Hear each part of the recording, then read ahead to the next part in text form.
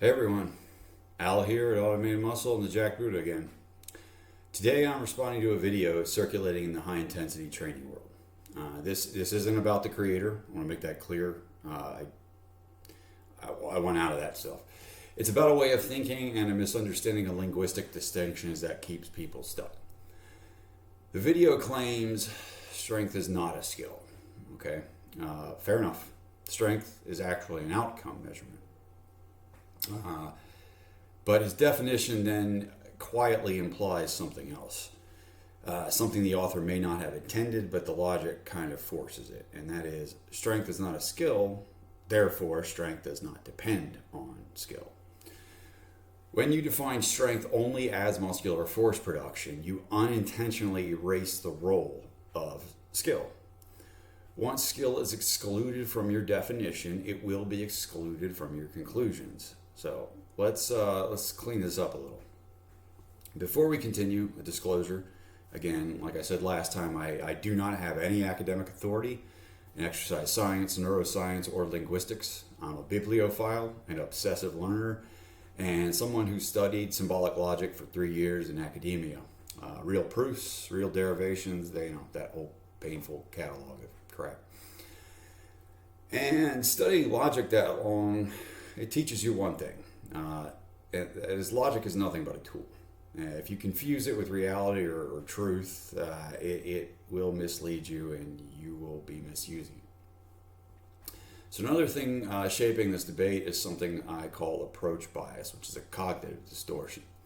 Approach bias is when we form definitions and ideologies based on the outcome we personally care about, instead of how the mechanism actually works. If you want to understand physiology, you have to kind of drop the agenda or the intent behind why you're looking at it. You have to look at the mechanism without caring what it necessarily does for your end intent.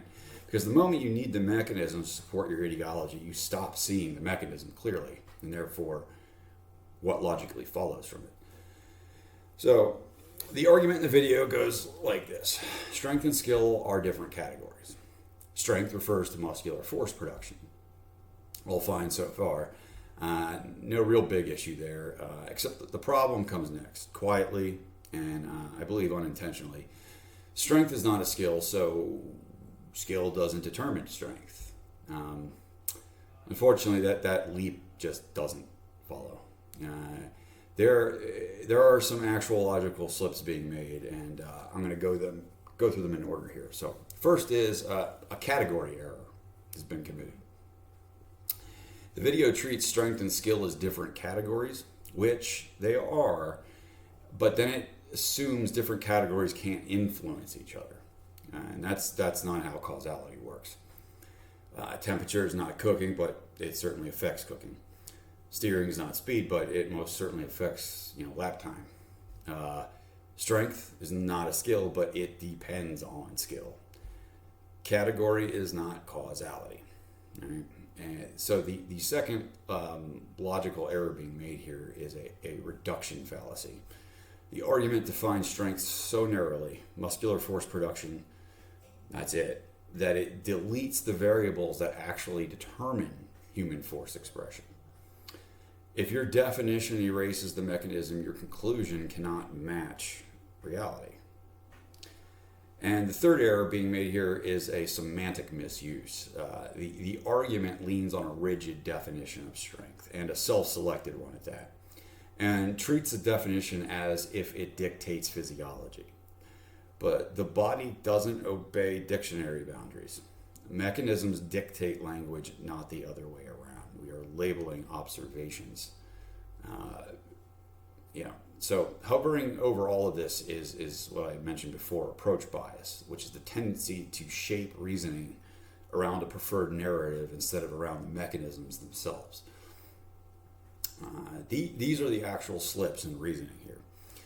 None of them, I believe, are malicious. They're just common when someone treats logic as a worldview instead of the tool that it actually is. So let's now talk a little physiology. All right. So the moment you define strength as just muscular force production, you eliminate a lot. You eliminate motor unit recruitment, inhibitory control, posture, stability, breathing, tension, threat appraisal, emotional load, task familiarity, and the ability to, send force into the vector with which the movement arm is traveling, or the resistance source. In real people, these variables determine force expression. So again, I know the author may not have been meaning to eliminate those, but this is why the definitions matter. Your definition can't exclude important variables. So if your definition removes them, your definition is the problem, not the physiology. And another issue is treating strength as if it's something a person possesses. Let me be clear. You don't have strength, right? You produce muscular force. A whole host of things go into the outcome measurement of what is strength. So it's produced. Strength is an expression, a measurement. It's tied to conditions.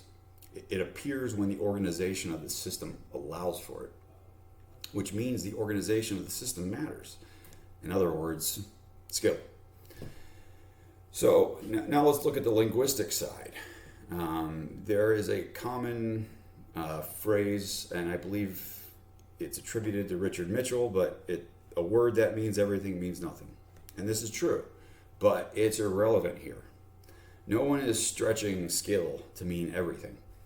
In motor learning, skill is a very clear definition: the learned organization of perception and action to meet a task demand.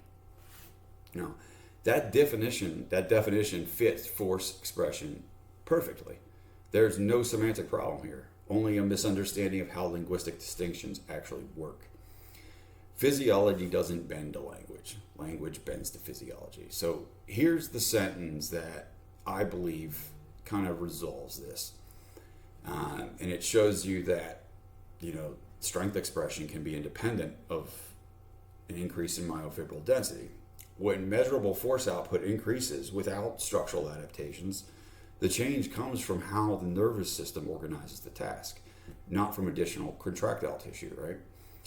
And that's all this is. It's just, again, eliminating a whole host of things. So strength of expression is influenced by threat, effort perception, attention, stability, meaning, breathing, confidence, emotional state, experience, all these things. I mean, there's a lot of things going on that your nervous system is having to organize in order to execute that task.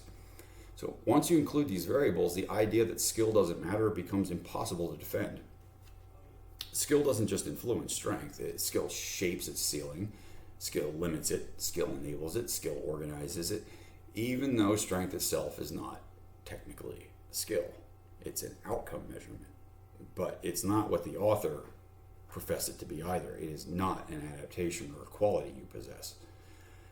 An example, two people face the same load under the same conditions. They produce different outputs. Why? I don't know, because they differ in how they orient to the load. One stabilizes better than the other. How one manages tension better, one breathes better, one focuses better. How their nervous systems interpret the task differently. The outcome measurement of strength is going to be different based on those variables. These are learned differences, not structural ones. You can call them skill, neural coordination, organization. The label doesn't really matter. The mechanism does. So here's the truth without the logical slips. Strength is not a skill. Strength absolutely, however, depends on skill. The skillful organization of all the variables that go into its measurement. The definition used in the video unintentionally implies otherwise, and that implication is the root of the confusion, in my opinion. This isn't about, again, pointing out people as right or wrong. It's just another example of how I think our model needs to change so that our language fits what we are seeing and observing a little bit better. I believe the high-intensity training field can really evolve, not based on a change of the actual structure. I think that's actually pretty close, but on how we talk about it. It's about correcting a way of thinking that confuses categories with causes and definitions with the reality of what's actually happening. So, kind of sum it up here. Strength is the score. And skill is the organization behind that score. And once you see that, the entire debate over what strength is kind of dissolves, because it isn't one thing except the measurement of a bunch of things. Thanks for watching. If you found this useful, hit subscribe. It does genuinely help. Follow me on Automated Muscle at Automated Muscle over on Instagram. You can read my long form writing on Substack. I'll link that in the description box below. And if you want to work with me directly, I'm offering a limited time coaching plan that I'm extending my Black Friday deal for $150 per month for 3 months to go through the form of behavior training I've set up. So if you're interested, DM me on Instagram, and I'll see you in the next one.